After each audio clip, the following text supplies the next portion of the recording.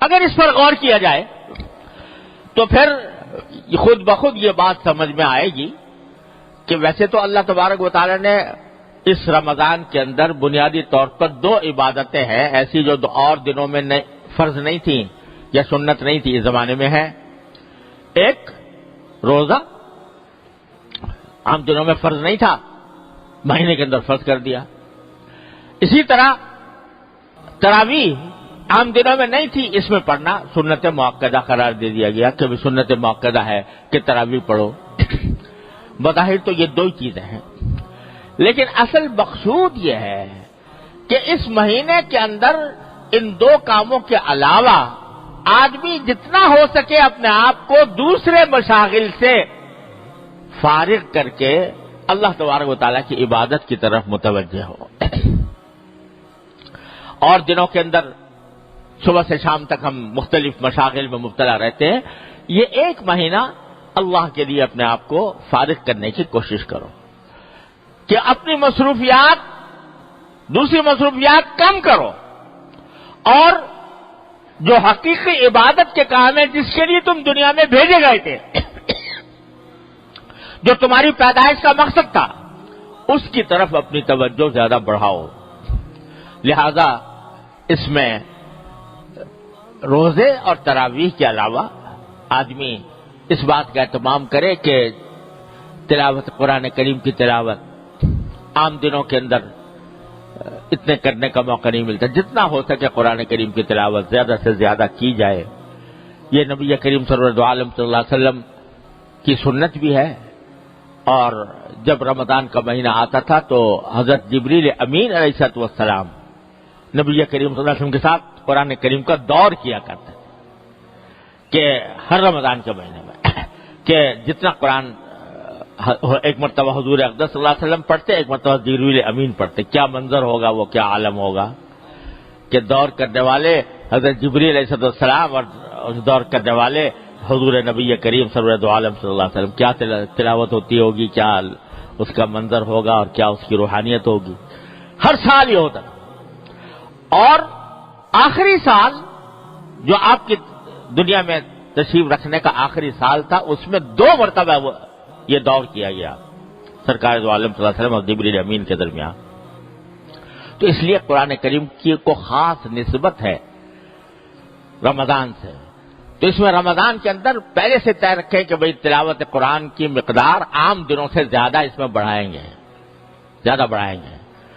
اور بھائی تلاوت تو ہے ہی، ساتھ ساتھ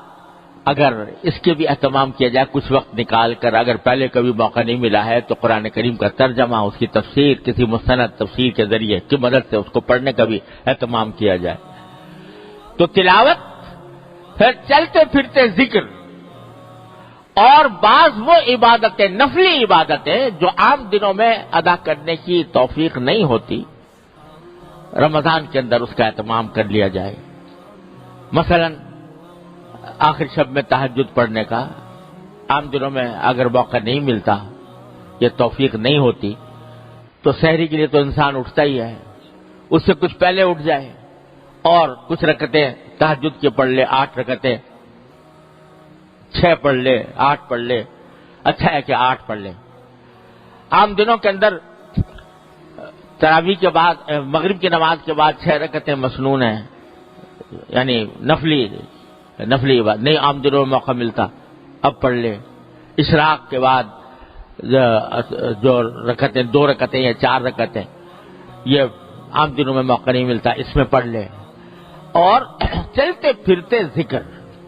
فضولیات سے اجتناب،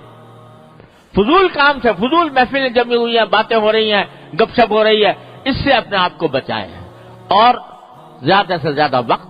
اللہ تبارک و تعالیٰ کے ذکر میں، اللہ تعالیٰ کی یاد میں، اللہ تعالیٰ کی عبادت میں گزارنے کی کوشش کریں. اور بھائی گناہوں سے اجتناب، اس بات کا اہتمام کر لیں کہ بس یہ مہینہ ایسا ہے کہ آنکھ غلط جگہ نہیں جائے گی، کان غلط بات نہیں سنیں گے، زبان سے کوئی غلط بات نہیں نکلے گی، زبان سے جھوٹ، غیبت، اس سے بچنے کا اہتمام. دوسرے حدیث میں رسول کریم صلی اللہ علیہ وسلم نے فرمایا کہ یہ مہینہ مواسات کا مہینہ ہے، یعنی ایک دوسرے کی غمخواری کا مہینہ، ایک دوسرے کی ہمدردی کا مہینہ ہے، لہذا اپنی ذات سے کسی کو کوئی تکلیف نہ پہنچے، اپنی ذات سے، زبان سے، قلم سے، ہاتھوں سے، کسی بھی انداز سے کسی کو تکلیف نہ پہنچے، بلکہ دوسرے کے ساتھ ہمدردی کا اور غمخواری کا معاملہ جتنا ہو سکے کیا جائے، حلال رزق حاصل کرنے کا اہتمام کیا جائے کہ کوئی حرام لقمہ نہ آئے، ورنہ عجیب بات ہوگی کہ آدمی نے سارے دن تو روزہ رکھا اور افطار کرے حرام رزق سے، رشوت کے مال سے، العیاذ باللہ، سود کے مال سے، جوئے کے مال سے، اور لوگوں کے حقوق پامال کرنے کے بعد جو مال حاصل ہوتا ہے اس سے کتنی شرم کی بات ہوگی کہ روزہ رکھا اللہ کے لیے اور افطار کیا حرام رزق سے۔ ان تمام چیزوں کا اہتمام کر کے مہینہ گزارا جائے گا تو انشاءاللہ اس مہینے کا جو اصل مقصد ہے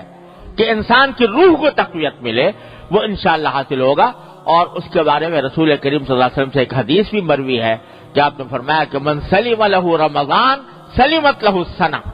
جس کا رمضان سلامتی سے گزر جائے، سلامتی سے گزرنے کا معنی ہے کہ اطاعت میں گزرے اور گناہوں سے بچ کر گزرے تو سلمت لہ السنہ، انشاءاللہ اس کا سارا سال بھی سلامتی کے ساتھ گزرے گا۔ یہ رسول کریم صلی اللہ علیہ وسلم کی ایک حدیث میں یہ بات مروی ہے۔